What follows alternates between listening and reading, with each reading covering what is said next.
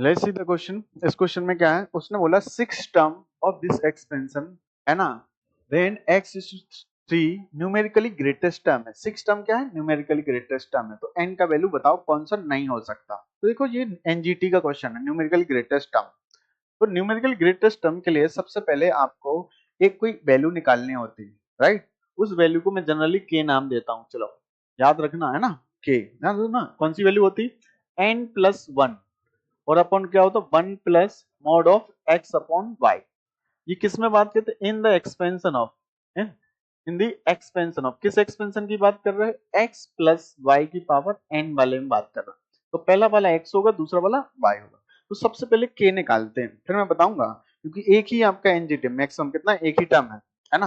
तो सबसे पहले k निकालते हैं, ध्यान सुनना k क्या आएगा, क्या होगा n+1 और नीचे क्या है 1 प्लस x, x का काम क्या है 3/2 अपॉन y का काम क्या करेगा x/3। इसकी वैल्यू निकालते हैं तो कितना आएगा, मैं आपको बताऊंगा फिर step by step. n+1 x की वैल्यू 3 रख दें, कट जाएगा तो 3/2 बचेगा, तो 1 प्लस 3/2। इसको सिंप्लीफाई करा तो आ जाएगा 2 पर पहुंच जाएगा, है ना। और नीचे कितना बचेगा, n+1 अपॉन कितना 5 हो जाएगा। ये क्या आ गया।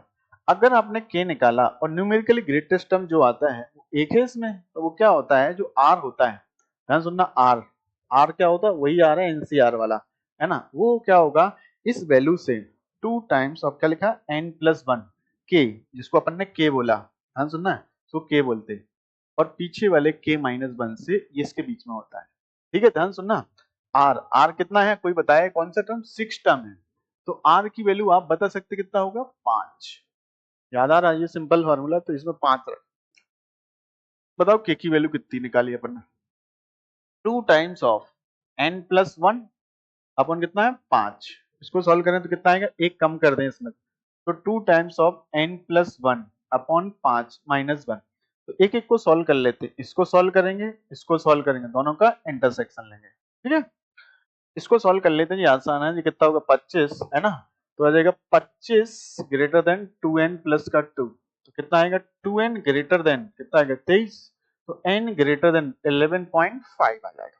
इससे बड़ा n चाहिए, तो बता इससे बड़ा n लिख लेंगे, ये कंडीशन हो गई, है ना। और याद रखना है इंटीजर होता, होल नंबर होता है ना।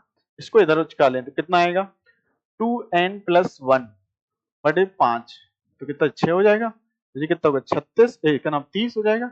2 टाइम n+1 ये कितना होगा 30, 2 से उसका लो तो n+1 लेस देन कितना होगा 15, तो n लेस देन होगा कितना 14, 14 से छोटा होना चाहिए, 14 से छोटा या बराबर। दोनों की अगर बात माने तो n क्या होगा, एक तो 12 होगा और एक 13 होगा और एक 14 होगा। ये वैल्यू हो सकते हैं दोनों का इंटरसेक्ट।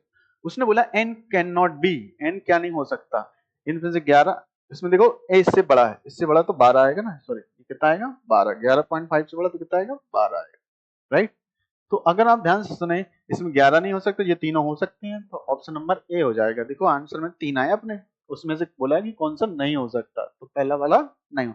याद रखने वाली बात ये, ठीक है।